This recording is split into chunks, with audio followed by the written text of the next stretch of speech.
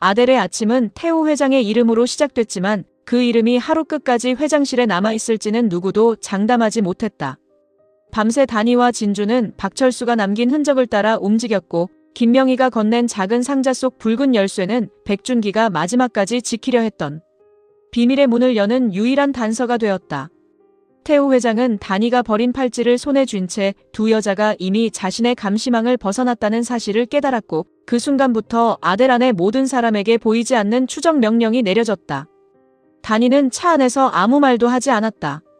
진주는 옆 좌석에서 붉은 열쇠를 손안에 쥐고 있었다. 열쇠는 작았지만 그 무게는 두 사람 모두에게 버거웠다. 백준기의 영상 속 마지막 말은 아직도 진주의 귀에 남아있었다. 비자금 장부를 찾으면 어머니를 찾을 수 있다. 그리고 김명희는 태우 회장이 지운 이름을 되찾아야 한다고 말했다. 진주는 이제 더 이상 자신이 누구인지 묻는 아이가 아니었다. 묻고 찾아내고 빼앗긴 이름을 돌려받아야 하는 사람이 되었다. 다니가 먼저 입을 열었다. 박철수 씨가 직접 움직일 가능성은 낮아요. 누군가를 통해 우리를 부를 겁니다. 진주는 앞을 바라본 채 말했다. 그럼 그 누군가를 잡으면 돼요. 회장님 사람일 수도 있어요. 알아요. 함정일 수도 있고요. 진주는 손안에 열쇠를 더 세게 쥐었다. 함정이라도 가야죠. 아빠가 남긴 마지막 길이면. 다니는 진주를 바라보았다. 진주의 눈빛은 너무 단단해 보여서 오히려 위태로웠다. 한때 자신도 그런 눈빛으로 살았다. 언니를 죽인 자들을 향해 자신의 이름을 지우고 김명희로 살아가며 민준을 지키겠다는 명분으로 모든 감정을 눌러온 시간. 그 눈빛이 사람을 살리기도 하지만 동시에 자신을 태워버린다는 걸 다니는 너무 잘 알았다. 진주 씨. 네. 박철수 씨를 찾으면 먼저 제가 말할게요. 진주가 고개를 돌렸다. 왜요? 당신이 바로 물으면 그 사람은 겁먹고 도망칠 수 있어요. 준기 대표님 딸이라는 말만으로도 그 사람에겐 죄책감이 될 테니까요. 진주는 잠시 침묵했다. 저도 이제 제 감정이 무기가 된다는 거 알아요. 다니의 눈빛이 아프게 흔들렸다. 그 말이 왜 이렇게 슬프게 들리죠? 진주는 애써 웃지 않았다. 슬퍼할 시간이 없어서요. 차는 오래된 지하주차장 입구로 들어갔다. 전날 밤 제임스가 비자금 장부의 흐름을 다시 확인하며 찾아낸 장소였다. 철수 상사의 폐업 서류에 남아있던 임대 계약 장소. 그곳은 7년 전 백준기 사고 직후 박철수 명의로 단 한 달만 빌려졌던 공간이었다. 너무 오래된 기록이라 모두 지나쳤지만 백준기의 영상 속 비자금 장부와 팔찌를 만든 세공업자 이름을 연결하자 다시 떠오른 주소였다. 지하 주차장은 이른 오전이라 비어 있었다. 다니와 진주는 차에서 내렸다. 발걸음이 주차장 바닥에 작게 울렸지만 두 사람은 멈추지 않았다. 진주는 주변 기둥 번호를 확인했다. B3, 17번 기둥. 다니가 손전등을 들어 주변을 살폈다. 여기에요. 17번 기둥 뒤쪽 낡은 방화문 옆에 작은 금속함이 붙어 있었다. 진주가 붉은 열쇠를 꺼내 금속함에 꽂았다. 오래된 자물쇠가 열리고 안에는 작은 휴대폰 하나와 메모가 놓여 있었다. 휴대폰 화면에는 이미 통화대기 상태가 떠 있었다. 진주가 다니를 바라보았다. 다니는 고개를 끄덕였다. 진주가 통화 버튼을 눌렀다. 수화기 너머에서 떨리는 남자의 목소리가 들렸다. 백진주 씨입니까? 진주는 숨을 삼켰다. 박철수 씨. 혼자 왔습니까? 다니가 손짓으로 조심하라는 뜻을 보냈다. 진주는 말했다. 김다니 씨와 같이 왔어요. 수화기 너머에서 잠시 숨소리가 흔들렸다. 그럼 둘 다 들으세요. 저는 오래 못 버팁니다. 태우 회장님 사람들도 저를 찾고 있고 김명희 씨 쪽 사람들도 움직이고 있습니다. 다니의 눈빛이 굳었다. 김명희 언니 쪽 사람이라니요. 박철수는 바로 대답하지 않았다.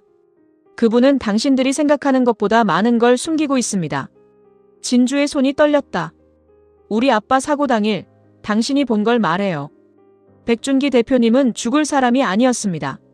원래 그날 차에 타고 있어야 했던 건 다른 사람이었습니다. 그 사람이 누구예요? 박철수의 목소리가 더 낮아졌다. 박현준 씨. 진주는 눈을 감았다. 이미 예상했던 말이었지만 직접 듣는 순간 가슴이 무너졌다. 다니가 휴대폰 가까이 다가와 물었다. 누가 현준 씨를 죽이려 했습니까? 명령은 박태호 회장님 쪽에서 내려왔습니다. 하지만 그 명령을 바꾼 사람이 있었습니다. 진주의 눈빛이 흔들렸다. 바꾼 사람. 김명희 씨입니다. 단희의 얼굴에서 피가 빠졌다. 아니에요. 언니가 그럴 리 없어요. 죽이려는 명령을 바꾼 게 아니라 살리려고 바꾼 겁니다. 김명희 씨는 현준 씨가 타야 할 차에서 사람을 빼내려 했고 백준기 대표님은 그걸 돕다가 사고에 휘말렸습니다. 진주의 눈물이 차올랐다. 그럼 우리 아빠는 누군가를 살리려다 죽은 거예요. 네. 그 한마디가 진주의 가슴을 찢었다. 미워할 대상을 찾기 위해 여기까지 왔는데 아버지의 마지막 선택은 누군가를 죽이려는 음모에 맞서 사람을 살리려던 일이었다. 그 사실은 진주를 더 아프게 했다. 아버지답다. 그래서 더 견딜 수 없었다. 단희가 떨리는 목소리로 물었다. 박철수 씨, 지금 어디예요? 지하 주차장 안에 있습니다. 두 분 뒤쪽 창고. 진주와 단희가 동시에 돌아보았다. 17번 기둥 뒤 방화문 안쪽 창고. 단희가 문을 열었다. 안에는 낡은 박스들 사이로 한 남자가 서 있었다. 마른 얼굴, 겁먹은 눈, 오래 도망친 사람의 구부정한 어깨. 박철수였다. 진주는 한 걸음 다가갔다. 당신이 박철수 씨예요. 박철수는 진주를 보는 순간 고개를 숙였다. 죄송합니다. 대표님을 지키지 못했습니다. 진주는 눈물을 참으며 물었다. 우리 아빠가 마지막으로 한 말이 뭐였어요? 박철수의 입술이 떨렸다. 진주를 지켜달라고 하셨습니다. 그리고 김단희 씨에게 기록을 전하라고 하셨습니다. 단희의 눈물이 떨어졌다. 박철수는 품에서 작은 USB를 꺼냈다. 여기에 사고 당일 원본 차량 기록과 통화 녹음 일부가 있습니다.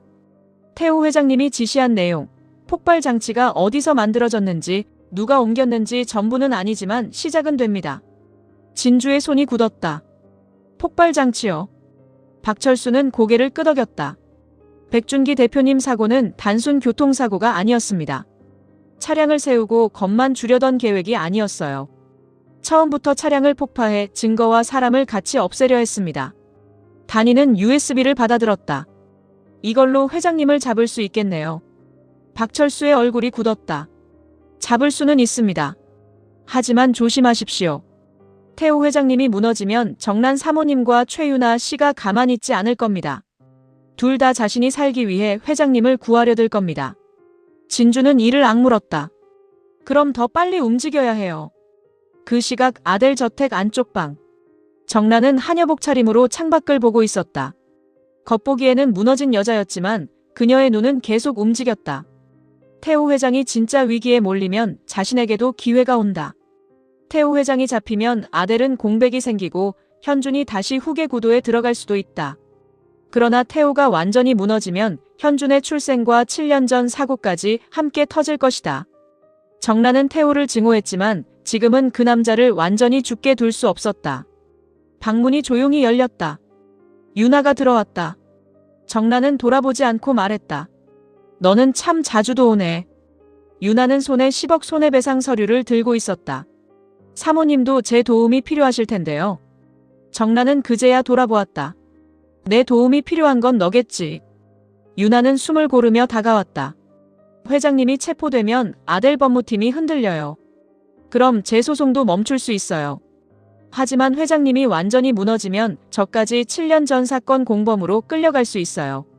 정란의 눈빛이 날카로워졌다. 그래서 회장님을 구해야 해요.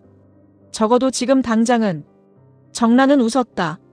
내가 박태호 회장님을 구하자고 말하는 날도 오네. 유나는 이를 악물었다. 저는 제 목숨 구하자는 거예요. 정란은 한참 유나를 바라보았다. 좋아. 그 점은 나랑 같네. 유나는 휴대폰을 꺼냈다. 박철수 씨가 움직였어요. 진주와 김 사장님이 곧 증거를 들고 나올 겁니다. 회장님이 체포되면 공석이 생겨요. 그 자리에 누가 앉느냐가 중요해요. 정란의 눈빛이 움직였다. 내가 무슨 생각을 하고 있는지 말해봐. 유나는 낮게 말했다. 현준 씨를 세우세요. 정란의 얼굴이 굳었다. 유나는 말을 이었다. 현준 씨가 박태호 회장님의 아들일 수도 있다는 말이 이미 돌았어요. 친자 논란이 있어도 지금 아델 내부에서는 민준 씨가 고발 다큐 의뢰인이라 후계에서 밀릴 가능성이 커요. 다니 씨는 외부인이라 반발이 있을 거고요. 그러면 현준 씨가 제일 쉬운 카드예요. 정란은 유나에게 다가갔다. 내가 우리 현준이를 또 이용하려고. 유나는 물러서지 않았다. 사모님도 이용하시잖아요. 차라리 이번엔 제대로 살려서 이용하세요. 정란의 손이 올라가려다 멈췄다. 유나는 떨리는 목소리로 말했다. 저도 살고 싶어요. 사모님도 현준 씨 살리고 싶잖아요. 그럼 지금은 손잡아야 해요. 정란은 한동안 유나를 노려보다 낮게 말했다. 좋아. 하지만 한 번만 더 현준이 가슴에 칼 꽂으면 그땐 내가 너를 직접 묻을 거야. 유나는 눈을 피하지 않았다. 저도 더는 누가 저를 묻게 두지 않을 거예요. 한편 현준은 집 근처 작은 바에서 혼자 술잔을 내려다보고 있었다. 술은 입에 닿지 않았다. 그는 술을 마시려고 나왔지만 이제는 취하는 것조차 지쳤다. 자신의 출생, 정란의 죄, 송근태의 눈물, 유나의 협박, 진주의 멀어진 시선. 모든 것이 자기 탓처럼 느껴졌다. 그는 낮게 중얼거렸다. 왜 이렇게 내가 쓸모가 없어진 느낌이지? 손가락으로 잔 가장자리를 만졌다. 진주, 내가 달라진 걸까? 그는 쓴웃음을 지었다. 아니면 내가 박태호 회장이 아니라서 내가 달라진 걸까? 그 말 끝에 긴 한숨이 흘렀다. 현주는 자신이 사랑받고 싶었던 것이 진주인지, 아버지인지, 아들인지도 알 수 없었다. 그는 늘 자유로운 사람처럼 굴었지만 사실은 누구보다 인정받고 싶었다. 이제 모든 인정의 기준이 무너졌고 자신에게 남은 것은 쓸모라는 말뿐이었다. 그때 송근태가 조심스럽게 다가왔다. 도련님. 현주는 고개를 들지 않았다. 오지 말라고 했습니다. 알고 있습니다. 그런데 왜 와요? 송근태는 잠시 침묵했다. 그래도 와야 했습니다. 현주는 잔을 밀어냈다. 나는 박태호 회장의 아들이라고 했죠. 송근태의 눈빛이 아프게 흔들렸다. 네. 그렇게 믿고 싶으시면 그렇게 믿으십시오.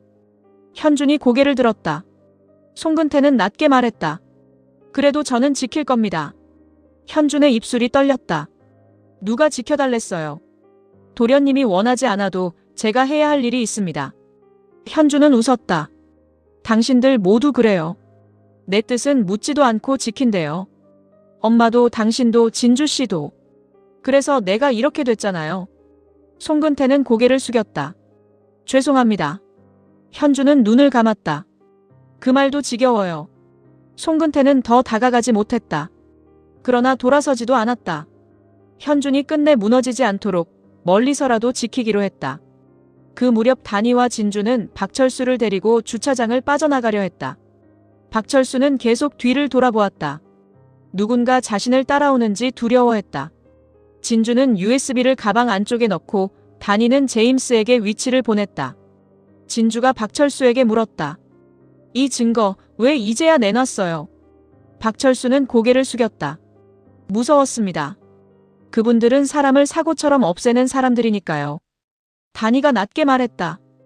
이제 혼자 숨지 않아도 됩니다. 박철수는 다니를 바라보았다. 김명애 씨도 그렇게 말했습니다. 다니의 얼굴이 굳었다.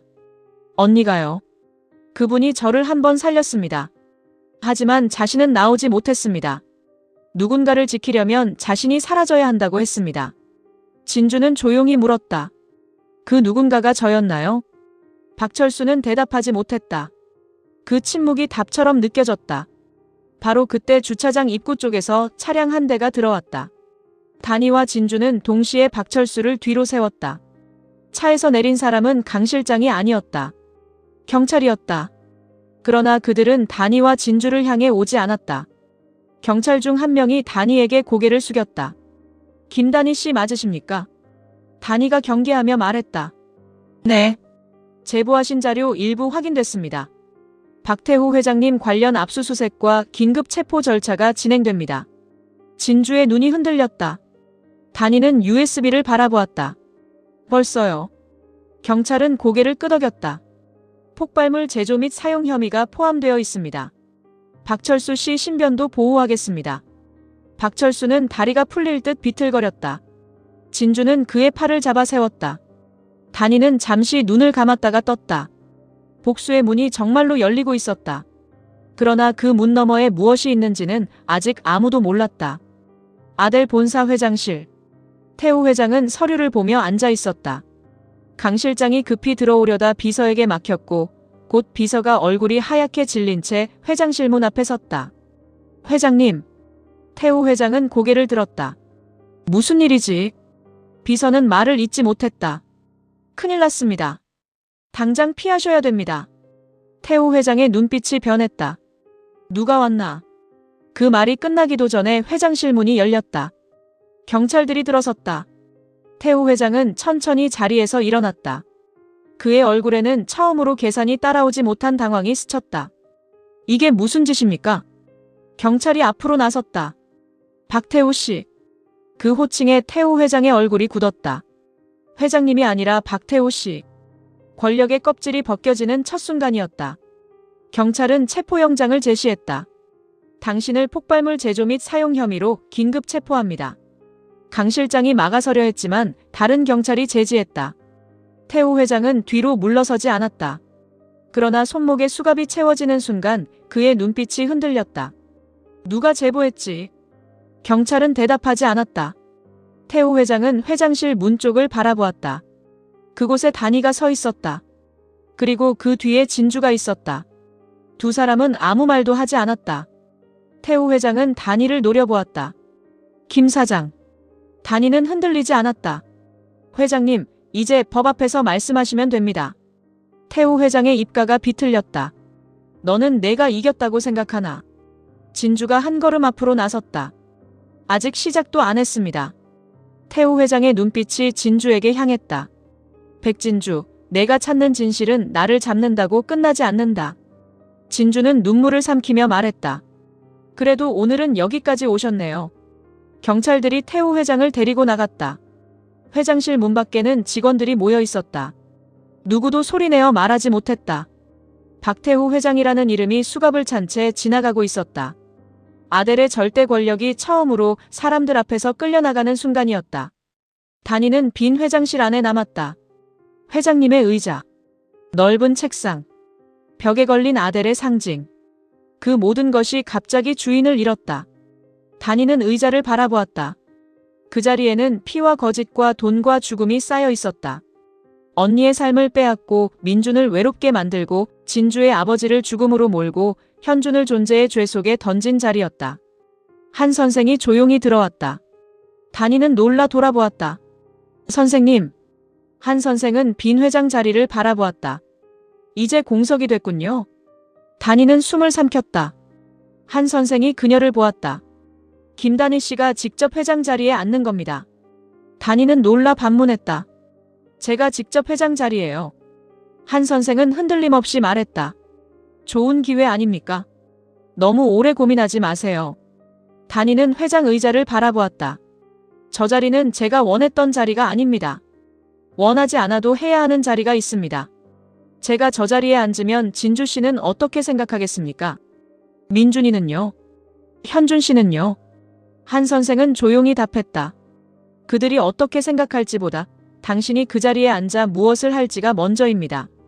단이는 아무 말도 하지 못했다. 한 선생은 말을 이었다. 박태우가 만든 아델을 그대로 두면 또 다른 박태우가 나옵니다. 오정란이든 최윤아든 이사회든 누군가는 그 자리에 앉아 다시 죄를 덮을 겁니다. 그걸 막을 사람이 필요합니다. 단이의 손끝이 떨렸다. 제가 그 사람이 될 수 있을까요? 한 선생은 그녀를 똑바로 바라보았다. 이미 여기까지 왔습니다. 이제는 복수만 할 때가 아닙니다. 무너뜨렸으면 바로 세우는 것도 해야지요. 그 시각 정란은 태우 회장 체포 소식을 들었다. 윤아가 급히 방 안으로 들어왔다. 사모님, 회장님이 체포됐어요. 정란의 얼굴은 순간 얼어붙었다. 증오했던 남자였다. 자신을 버리고 현준을 버리고 평생 자신을 도구처럼 쓴 남자였다. 그런데 그 남자가 끌려갔다는 말에 정란은 이상하게 웃지 못했다. 태우가 무너지면 자신도 무너진다. 현준도 무너진다. 아델 전체가 흔들린다. 윤아는 빠르게 말했다. 지금 공석이에요. 이사회가 움직일 거예요. 김단희 씨가 회장 직무대행으로 올라가면 우리 둘 다 끝이에요. 정란은 눈을 감았다가 떴다. 현준이를 세워야 해. 유나는 고개를 끄덕였다. 그게 가장 빠른 방법이에요. 정란은 유나를 바라보았다. 넌 왜 나를 돕니리? 유나는 솔직하게 답했다. 김단희 씨가 회장이 되면 제 소송은 끝까지 갈 거예요. 민준 씨도 저를 봐주지 않을 거고요. 현준 씨가 올라가면 협상할 틈이 있어요. 정란은 낮게 웃었다. 끝까지 자기 살 길이네. 유나의 눈빛은 흔들리지 않았다. 사모님도 그러시잖아요. 정란은 잠시 유나를 바라보다 말했다. 좋아. 오늘부터 너와 나는 같은 배를 탄다. 하지만 내 아들 건드리면 넌 그 배에서 제일 먼저 떨어져. 유나는 대답했다. 저도 사모님이 저를 버리면 제가 가진 파일 전부 뿌릴 겁니다. 정란의 입가가 비틀렸다. 좋아. 서로 물고 있는 게 있어야 믿음이 생기지. 두 여자는 서로를 믿지 않았다. 그래서 손을 잡았다.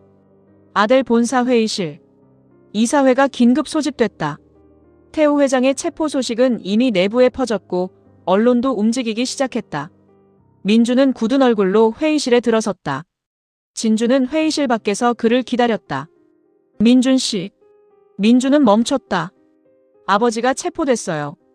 알아. 괜찮아요. 민주는 잠시 눈을 감았다. 괜찮지 않아. 그런데 슬퍼할 자격도 없는 것 같아. 진주는 그의 손을 잡았다. 자격 같은 거 따지지 마요.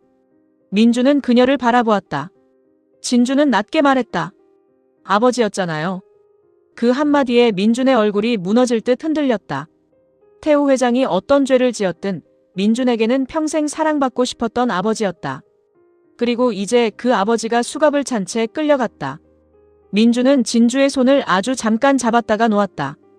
회의 끝나고 얘기하자. 진주는 고개를 끄덕였다. 회의실 안에서는 이미 이사들이 수군대고 있었다. 누군가는 민준을, 누군가는 현준을, 누군가는 단희를 말했다. 그러나 누구도 태우 회장의 죄보다 자신의 지분과 자리부터 계산하고 있었다.